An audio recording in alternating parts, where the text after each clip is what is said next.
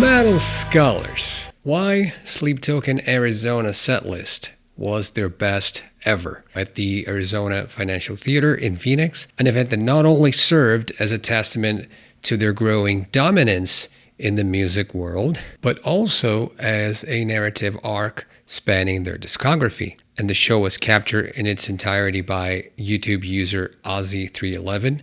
And we cannot thank you enough, Ozzy. This video offers a vivid testament of the band's evolving sound and theatricality. And the evening set list was nothing short of a pilgrimage through Sleep Token's iconic and sonic universe. They've opened the show with The Night Does Not Belong to God from their Sundowning album. The band set the tone for this ethereal intensity, and the choice of opener alongside one of the heaviest tracks that they have, which is the second one, The Offering. They had a fan favorite, which I've recently covered here on the channel, which was Dark Signs, and then finishing with another of their really heavy tracks, Higher. The progression through their musical saga, right? So we have Higher.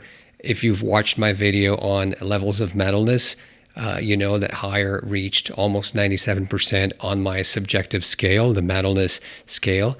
And it's a testament to their heavy arrangement and their visceral impact. How did I calculate that? Well, if you take Higher, it's got like 322 seconds, so it's over 5 minutes, but then it's pretty much those 5 minutes of modern metal at your disposal. So that's how I've calculated the scale, and you can watch the video right here, and you can also check my spreadsheet in the description down below. So the narrative continues, right? I mean, we had 4 songs from Sundowning, now we got 5 songs from This Place Will Become Your Tomb. And it was marked by the opener, Atlantic, and after that, their most metal song, in my opinion, 100% metal, Hypnosis, right? So, but I wanted to highlight the live rendition of Missing Limbs. It featured a return to the electric guitar for Vessel, imbuing that song with a very like Jeff Buckley-esque arrangement, and that beautifully transitioned into Chokehold. And these two songs, they share a similar frequency patterns with, you know, noises and everything. So the sequence that they chose to play in Phoenix not only highlighted that the band is very versatile, right, but also showed the ability for them to weave these intricate and emotional threads through the performance. And as the night progressed, the set list delved deeper into the latest album, Take Me Back to Eden. Tracks like Chokehold, Granite, The Summoning, Ascensionism, the band's dynamic range, and the thematic crescendo of the current phase really showed us that they are here to stay. And I really would like to share this pie chart with the distribution of the songs per album. Visually, it's going to represent how each album contributed to the concert, and that will give you a clear emphasis on the latest work, Take Me Back to Eden. The order of the songs obviously was not random at all, but it gave us for the first time a full circle narrative. So it emphasized the experience through the discography, right? So a coherent story rather than just isolated chapters.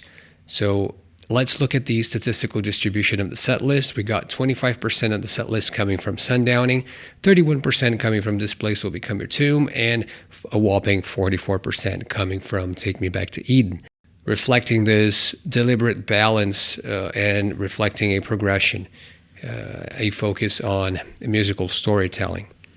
And now on to the most incredible ending of all time. That's Euclid. The performance of Euclid as the final act was a poignant choice, symbolically ending the night where it all began, right? I mean, they're pointing towards the future. It was carefully curated and designed to reflect the band's journey through the trilogy of the albums.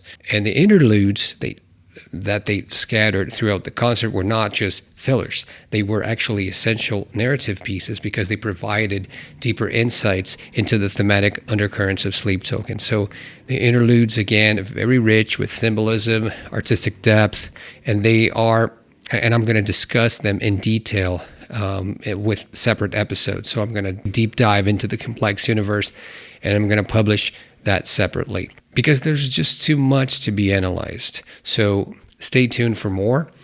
And in conclusion, I mean, if you watch the show, if you watch the YouTube video, the concert in Arizona was just not one isolated thing.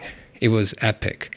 It was a saga told through music, a demonstration of the band's ability not only to compose, but also to perform, also to conceptualize, to narrate. And as they continue the journey through the Teeth of God tour, they leave the audience satisfied, but at the same time anticipating what is to come. Are they going to do that again? And Sleep Token is just cementing their place as, musicians, but also modern day storytellers. And what's more important, they are part of the metal genre, whether you like it or not.